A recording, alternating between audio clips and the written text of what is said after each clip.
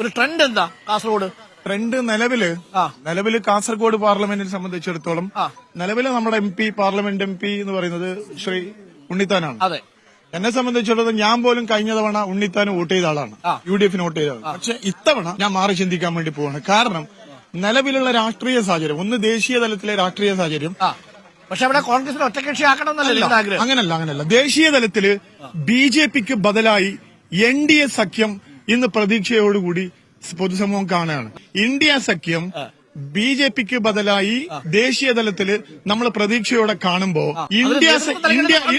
India സഖ്യത്തിനകത്ത് Congress മാത്രമല്ലല്ലോ, ഇടതുപക്ഷം കൂടി ഉൾപ്പെടുന്നതാണല്ലോ.